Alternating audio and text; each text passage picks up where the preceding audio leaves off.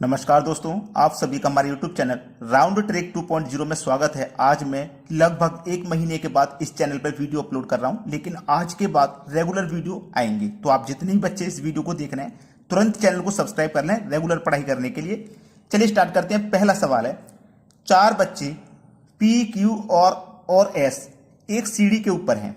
कोई एक सीढ़ी है, जैसे मान लो मैं एक ये सीढ़ी बना लेता हूँ, ठीक है। एक ये मैंने सीढ़ी बना ली, ये मैं आपको एक सीढ़ी बना लेता हूं, ठीक है। इस तरीके से एक सीढ़ी मैंने बना ली, इस तरीके से होती है। एक सीढ़ी के ऊपर है, P सीढ़ी पर Q से ऊपर है। Q हमसे बोला P सीढ़ी पर Q से ऊपर है, तो हमारा जो P है वो Q से ऊपर है, तो P यहां पे बना लेता हूं मैं। Q से ऊपर है तो Q को मैं यहां बनाया, तो Q से ऊपर है P, ठीक है। P सीढ़ी पर Q से ऊपर है, तो मैंने P सीढ़ी पर Q से ऊपर कर लिया। Q P तथा R के बीच में है। ये जो Q है ना, ये P और R के बीच में है, तो R कहां पे होगा? यहां पे होगा, तभी तो Q P और R के बीच में होगा, ठीक है। S P से भी ऊपर है, जो S है वो P से भी ऊपर है, तो P से ऊपर कर लेंगे S को।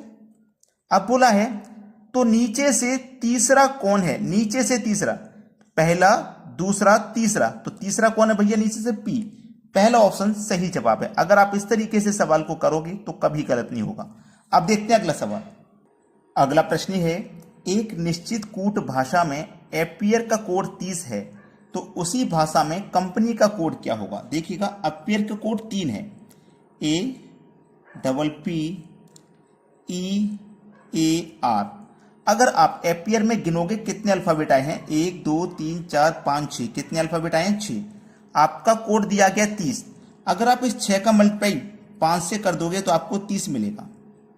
चलिए, यहां पे क्या दिया गया है? कंपनी, ठीक है, कंपनी दिया गया है।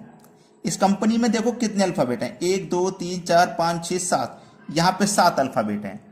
देखो, यहां 5 से मल्टीप्लाई किया, अगर मैं यहां भी 5 से मल्टीप्लाई कर दूंगा तो 7 पंजे 35 हो जाएगा, जो कि ऑप्शन में नहीं है। ध्यान दीजिए, यहां 6 का मल्टीप्लाई मैंने 5 से किया, यानी कि 6 से एक कम संख्या से, तो यहां 7 से एक कम संख्या से मल्टीप्लाई करूंगा, यानी कि 6 से, तो 7 42। सवाल खत्म हो गया। थोड़ा सा बस दिमाग इस्तेमाल कीजिए, सवाल चुटकियों में हल हो जाएगा। अब देखेंगे अगला प्रश्न। अगला प्रश्न है, यदि 73 प्लस 82 बराबर 26, 91 प्लस 21 बराबर 12, तो 86 प्लस 24 बराबर क्या होगा? बहुत अच्छा सवाल है, आप अच्छे से जानते हैं। अगर आप इन दोनों को जोड़ोगे तो 26 नहीं मिलेगा। लॉजिक होता है रीजनिंग में, कोई ना कोई लॉजिक जरूर होता है। देखिएगा इसमें क्या लॉजिक है। अगर मैं इन दोनों संख्याओं को जोड़ लेता हूं, 7 और 3 10 हो जाएगा, और इन दोनों संख्याओं का मल्टीप्लाई कर देता हूं, तो 8 दूनी का 16 हो जाएगा, और इन दोनों को जोड़ दो तो 26 हो गया, सीधा सीधा। वैसे ही आगे कीजिए, इन दोनों को जोड़ दो। पहले देखो, यहां पहले की संख्या को जोड़ेंगे तो यहां भी पहले की को जोड़ेंगे, 10 हो जाएगा। बाद की संख्या को मल्टीप्लाई करेंगे, 2 1 कम 2 हो जाएगा। अब इन दोनों को प्लस कर दीजिए, 10 और 2 12 हो गया। देखो 12 मिल गया। वही लॉजिक यहां पे लगाइए, पहली वाली संख्याओं को जोड़ दीजिए, 8 और 6 14 हो जाएगा, ठीक है। बाद वाली संख्याओं का मल्टीप्लाई, 4 दूनी का 8 हो जाएगा। अब इन दोनों को जोड़ दीजिए, कितना हो जाएगा? 22। सवाल खत्म। सी ऑप्शन प्रश्न का बिल्कुल सही जवाब है। अब देखते हैं अगला सवाल। अगला प्रश्न है, दिए गए विकल्पों में से विषम शब्द चुनिए। आपके पास देखिए 4 विकल्प हैं, इसमें से कोई एक विषम है, वही आपको पहचानना है, ठीक है। देखिए इस प्रश्न में क्या लॉजिक है वो मैं आपको बताता हूं। पहला ऑप्शन, दूसरा ऑप्शन, तीसरा ऑप्शन, चौथा ऑप्शन। अगर मैं पहले ऑप्शन को देखूं तो पहली संख्या और लास्ट वाली संख्या मुझे लेनी है, 5 और 5, पहली और लाल वाली लेनी है।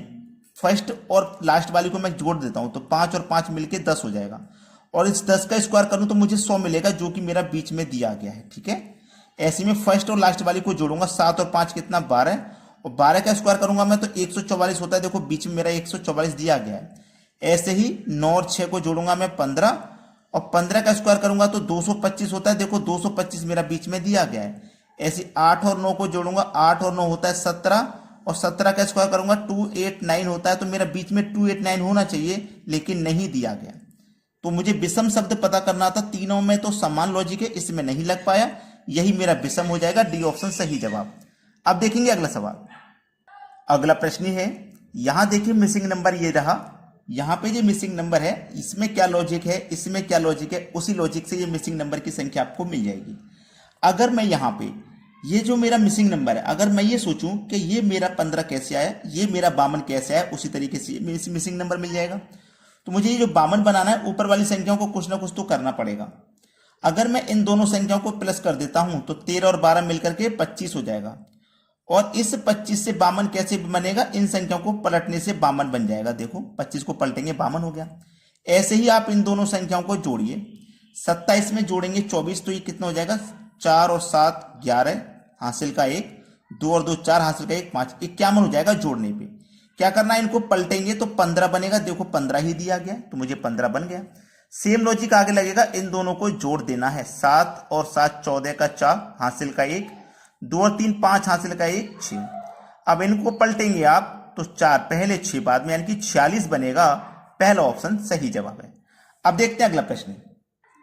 अगला प्रश्न है, यदि 16 स्टार 15 स्टार 13 बराबर 42 और 60 स्टार 16 स्टार 12 बराबर 64, तो 14 स्टार 17 स्टार 26 बराबर क्या होगा। आपके पास पहले जो संख्या उसको लिख लेते हैं, 16 स्टार 15 स्टार 13 बराबर 42, यही तो है। सबसे पहले इसी में आपको लॉजिक देखना है क्या बनेगा, इसी में सबसे पहले लॉजिक को ढूंढिए। देखिए मैं इसमें लॉजिक ये देखता हूं कि मेरी जो पहली वाली संख्या है, देखो यहां से पहली संख्या लो, यहां से पहली संख्या लो और यहां से पहली संख्या लीजिए, ठीक है। 1 और 1 2 और 1 3, 3 हो गया ना। अब ये बाद वाली संख्या लो, 6 और 5 11, 11 और 3 14, कितना हो गया 14। अब ये 14 ले लो, इनका आपस में मल्टीप्लाई कर दोगे तो आपको 42 बन जाएगा। देखो ये वाला लॉजिक समझ में आया। पहले पहले वाली संख्याओं को जोड़ो, फिर बाद वाली संख्याओं को जोड़ो, दोनों का मल्टीप्लाई कर दो, ठीक है ना। ऐसे ही मैं यहां पे करूंगा, पहले पहली वाली संख्याओं को जोड़ूंगा, 6 और 1 7, 7 और 1 8 हो गया, ठीक है। अब बाद वाली संख्या 0 और 6 6 ही रहेगा, 6 और 2 8, दोनों का आपस में मल्टीप्लाई करूंगा, 8 8 64 हो जाएगा। देखो 64 ही दिया गया। सेम लॉजिक आगे फॉलो कीजिए, 1 और 1 2, 2 और 2 4 हो गया। इधर लिख देता हूं 4, 4 और 7 11, 11 में 6 जोड़ेंगे तो 17, आपस में मल्टीप्लाई कर दो, ठीक है। 17 चौके 68 होता है। 68 देखो पहले ही ऑप्शन में दिया गया है, ये आपके प्रश्न का बिल्कुल सही जवाब है। अब देखते हैं अगला प्रश्न। अगला प्रश्न है, इस प्रश्न को आप देखोगे, Z3E U6C P12A, यहां पे क्या आएगा ये बताना है। अगर आप ध्यान से देखोगे तो आपको ये अच्छे से पता है कि Z आपका 26 नंबर पे आता है। क्लियर है इतनी बात। U आपका 21 नंबर पे आता है और P आपका 16 नंबर पे आता है। तो यहां मैं देखूं 26 से मेरा 21 हो गया, मतलब -5, 21 से 16 हो गया, यहां पे भी -5, तो यहां पे भी आपका -5 होगा। तो 16 में से -5 करेंगे 11, और 11 पे क्या आता है आपका K आता है। आप देखो यहां K है, केवल एक ही ऑप्शन में K है पहले, तो ये ही सही जवाब हो जाएगा। और भी चेक कर लो आगे, ये 3 से 6 हो गया, 6 से 12, तो 3 कमल पे 2 करेंगे 6, 6 कमल पे 2 करेंगे 12, और फिर 12 कमल पे 2 करेंगे, 12 दूने का 24, तो यहां पे फिर 24 आ जाएगा। और देखो K के बाद में 24 है, तो यही है मेरा सही जवाब है। अब देखते हैं अगला प्रश्न।